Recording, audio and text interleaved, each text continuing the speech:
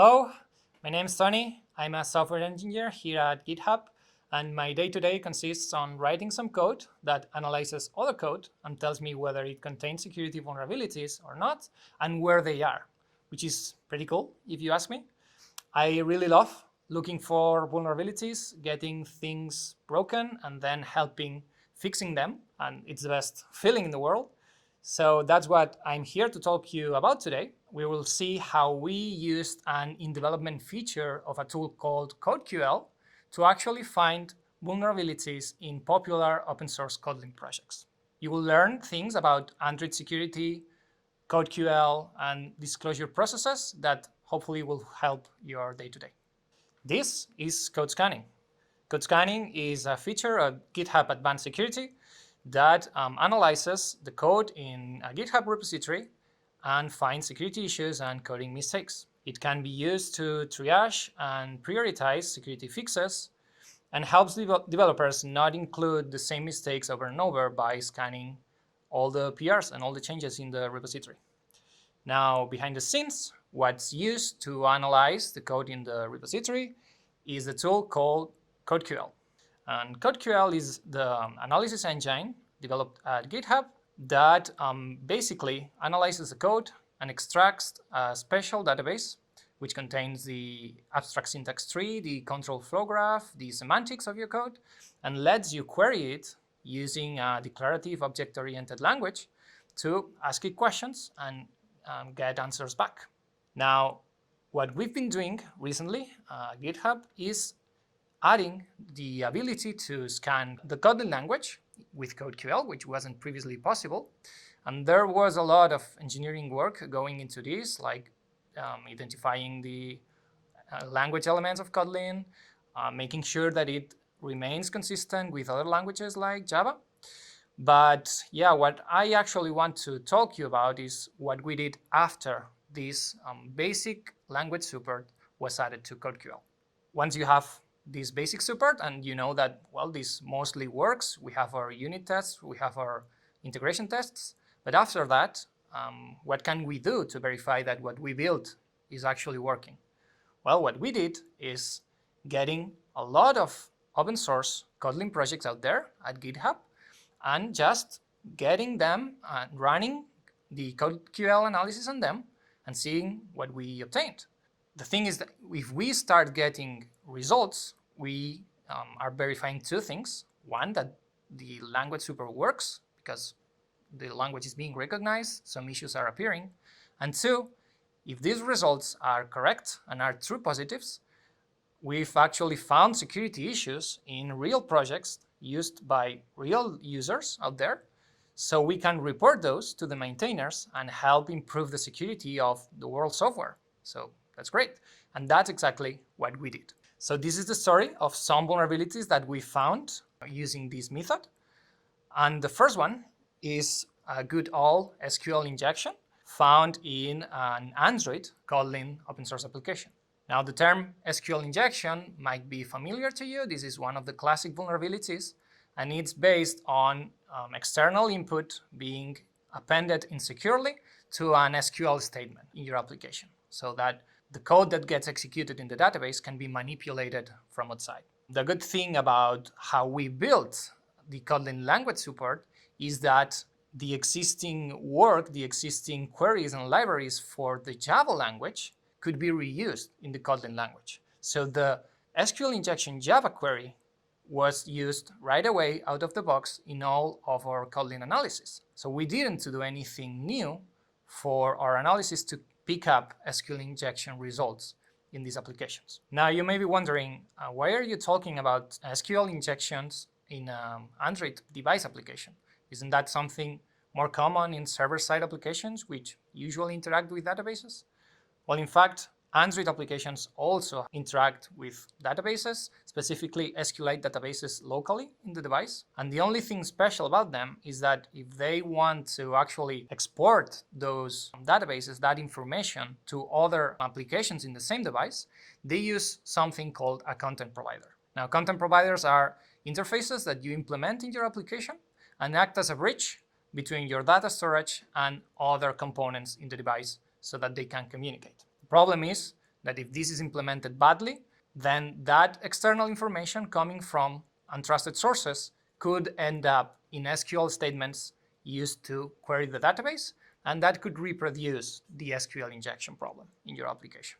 Now, the only thing that CodeQL needs to know to be able to analyze those content providers is that those public methods, those parameters in the content provider interface are externally provided, so they cannot be trusted. And this, in the CodeQL world, is called adding those as a source. So once you add those sources and you let CodeQL know that this cannot be trusted, then the existing SQL injection query for Java can pick up also for Kotlin security issues in this class. Now, we did exactly that. We ran the SQL injection query in all those Kotlin projects, and one of them produced an interesting result, which we assigned this ID through the GitHub Security Lab, which is the team that usually reports the security issues that we found to the open source project maintainers. But the problem is that this issue hasn't been fixed as of today.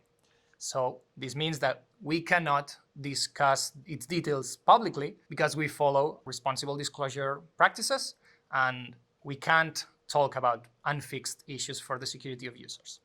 So sorry about that.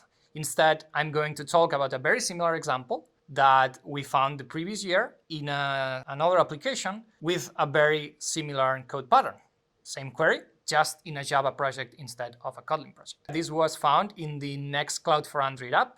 Nextcloud is a server which is mostly used to share files between users and organizations in a secure way, among other features. And the Nextcloud for Android application is actually a client for that, so you can manage your files from your device. And as you can see in the screenshot, this was using a content provider, and it did exactly what we explained. It's taking parameters from those externally accessible methods. In the screenshot, you can see the sort order parameter, which was one, but not the only one of the vulnerable parameters. And just using that in an internal method that is concatenating this externally provided data in an SQL statement. So we found this issue, we reported it to the maintainers, and we always include a proof of concept exploit in our reports. And that's just because it's easier to understand the impact of a vulnerability if you can see it working, if you can see it being exploited. So it's a good practice, we always include that, and that also is a validation that the vulnerability is actually exploitable. It's not necessary that you understand all the code in here, I just want to highlight a couple things. One of them being the URI that's been highlighted there, which is the content URI used to target the specific content provider, the vulnerable content provider of this Nextcloud Android app. And then you can see some SQL code being injected in that column of an update operation in that database. The details of it are not important. The thing is what can be done with this exploit. And here we can see a couple of examples. One of them could be querying the SQLite master table to explore the database and obtaining the names of all the tables in the database for further exploitation. Or another example could be stealing all the tokens from the OC shares table. Those tokens are used to generate safe links that you're intended as a user to share with specific individuals that you want them to access to the file pointed by the link.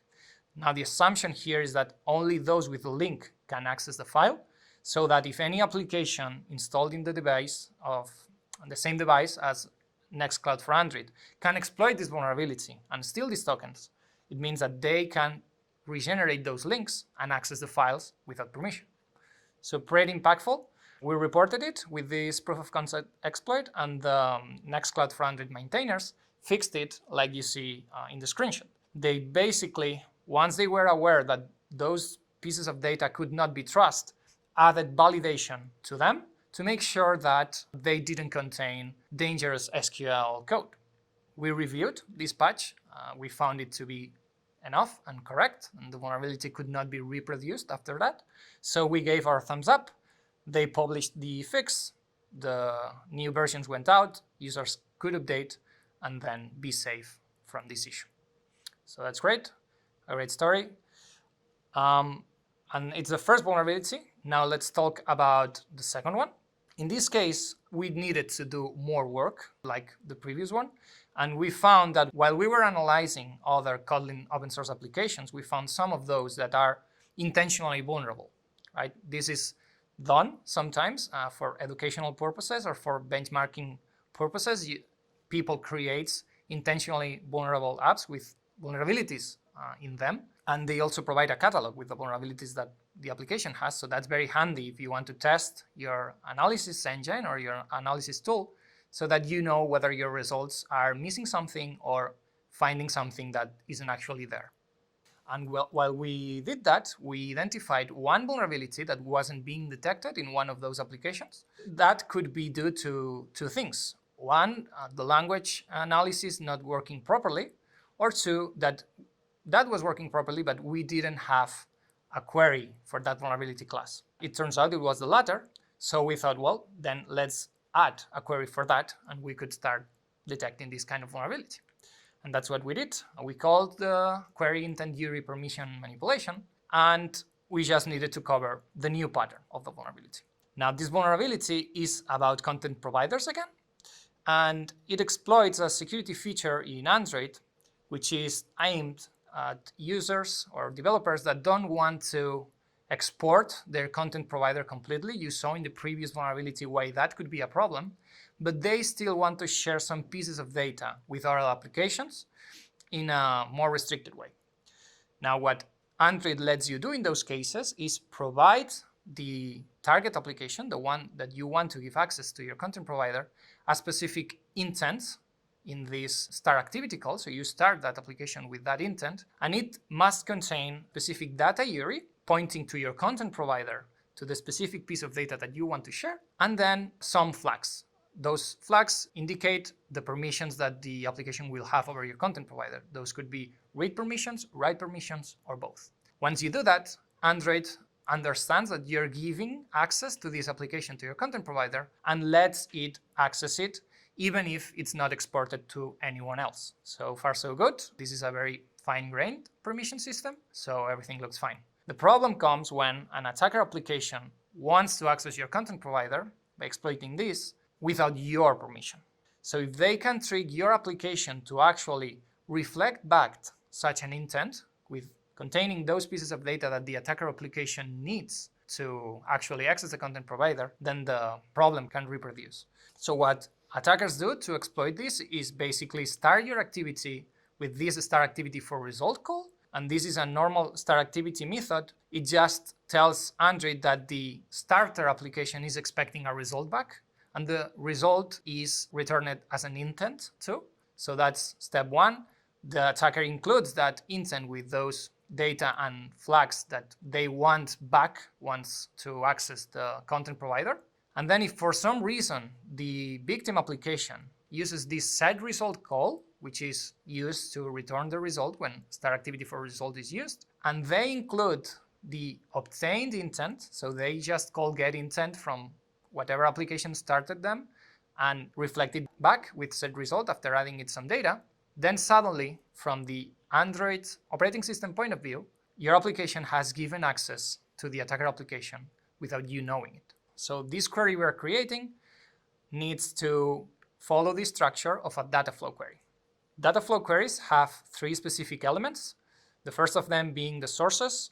We already discussed them. These are the untrusted pieces of data that you want to be careful with. In this case, this is represented by the getIntent call, where you obtain the intent of the application that started you. And then you have the sinks, the nodes at where the vulnerability occurs.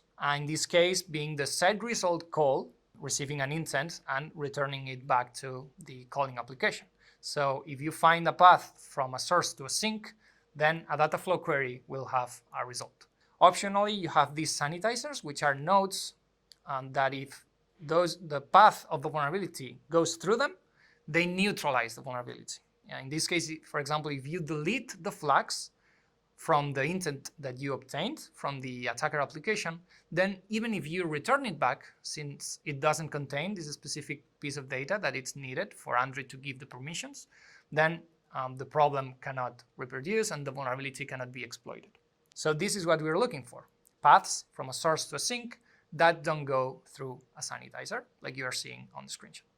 We built this query following this pattern, and we ran it against all those open source Kotlin projects. And again, we found an interesting result, this time in the WordPress for Android application. Now, you might recognize the name WordPress. This is a very common content management system used to manage your blog sites or your websites in a user-friendly way. And the WordPress for Android application is, again, a client for it that lets you manage your website, your blog posts through your Android device. The query showed the result that we're seeing here in the screenshot. And as you can see, it basically reproduces the pattern that we previously explained. It obtains get intent, adds in some data that we don't care about, and then reflects it back through said result. So this looked vulnerable. Now again, we created a proof of concept exploit to this report. And as you can see here, we started targeting the vulnerable activity, in this case, edit post activity, and added those dangerous flags, those critical flags, to the intent to obtain access to the content provider. Then after that, we add some data just for the activity to not error out. And then we add this piece of data, the data URI that points to the content provider that we want to access. Now, this vulnerability is interesting because it depends on the content provider implementation. It depends on what it does. So in this case, WordPress for Android had a content provider that gave access to the external storage of the Android device. The external storage is usually the SD card of your device, and applications need special permissions to access that so that the user is aware that the application is doing something with the external storage. Now, WordPress for Android has that permission because it has a content provider that interacts with it, but by exploiting this, our application could avoid the necessity of having that permission to actually read or write from the external storage, because it's using WordPress for Android as a proxy to access it. And from the Android operating system point of view, it's WordPress for Android who is doing the access. So this is kind of like an elevation of privilege vulnerability. It lets you bypass some needed permissions. And of course, the impact depends on what's happening on the external storage. Maybe some other application is writing some sensitive data in there and you can read it, or it's reading data from there to perform some critical operation and you can manipulate that process. So it really depends, but still is an interesting vulnerability. And then we reported it to the maintainers again, and that's how they decided to fix it. They actually made the vulnerable activity just not exported. They removed the access from any other external component to it without changing a line of code, which is a valid fix, even if a dangerous one, because if at some point this was exported again for some reason, the vulnerable code will still be there and the vulnerability will still reproduce. So it's not as safe as fixing the actual code. But from CodeQL's point of view, this is like removing the source, because we are parsing these XML files to see which activities are exported, and only those exported are sources. So from CodeQL's point of view, this vulnerability goes away, and indeed it's not longer exploitable, but there's this inherent risk. Now, the good thing is that we have this query now, so if this application enabled code scanning on the repository and let CodeQL queries run on it, they will see this alert if they enable this activity again, if they exported it again. The query will alert them that the vulnerability came back. So it hopefully shouldn't reach end users again. And now for the third one, we can see that we actually found its pattern in 3 different Kotlin open source projects. So it seemed more common. We call this vulnerability unsafe content URI resolution. And you will see that it has to do with content providers, but now it's at the other end of the communication. It's at the client side of a content provider communication there. But first, why we decide to create this query? As you can see here, there are 4 CVEs in the Android open source project itself that has this issue at the root of its cause. So in the Android SDK and the Android default applications that go into your device, 4 different times this issue created a vulnerability. So it seemed common enough for us to create a query and maybe found results outside in other applications, since Android itself was vulnerable to this more than once, so it seemed interesting. Now, the vulnerability itself is about letting external users or external components decide which content provider you're going to contact when trying to query one content provider, right? So For that, you use this content resolver object, and normally you would pass it a content URI, as we previously saw in our exploits, and that content URI points to the content provider that you want to target. Now, what some Android developers might not know is that the content resolver object also handles Android resource and file scheme URIs. And as you can see in the code at the right, which is extracted from the implementation of the content resolver object, there are specific handlers for those two schemes, and they don't go to any content provider. They just go to the local file system and read a file from there and return it back. So this seems a little counterintuitive. You're trying to target a content resolver, but if certain URIs are passed, you instead read from the file system, which could not be expected. And if you don't control the URI you're actually using in this call, bad things could happen. Now, this is a different kind of query, because local files could be targeted by this content resolver call, but it all depends on what happens with those files later. It won't always be a vulnerability 100% exploitable.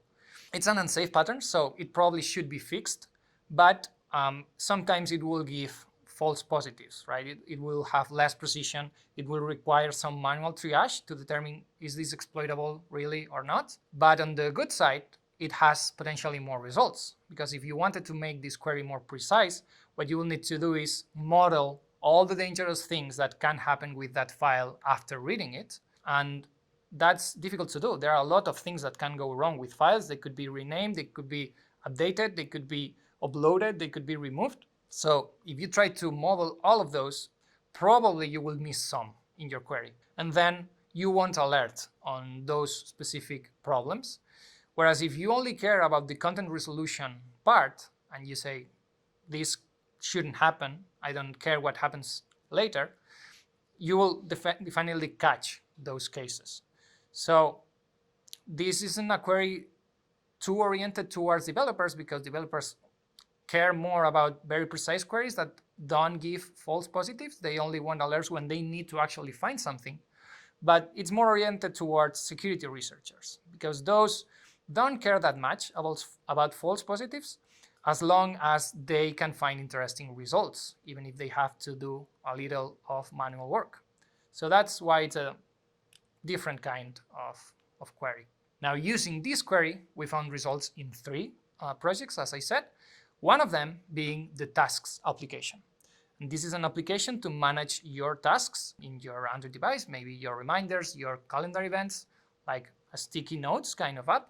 And as you can see in the code here, the app is obtaining some external data, passing it through some methods, and finally reading a URI from it and passing it directly without validation to this content resolver call.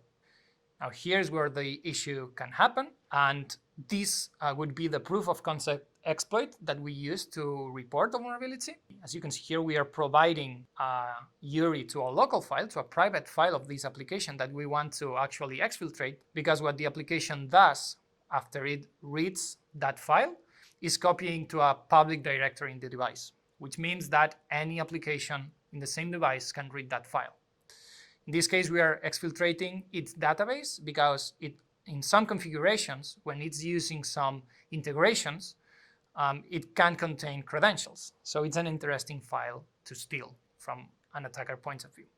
We reported this issue with this proof of concept, and what the maintainer did to fix it was actually applying validation to this externally provided URI. It made sure that it only could contain or could use the content scheme, so no file scheme, not Android resource scheme. And also, it made sure that it was not targeting internal content providers of the application itself, so that this could only target external content providers of other applications that want to share their files with tasks.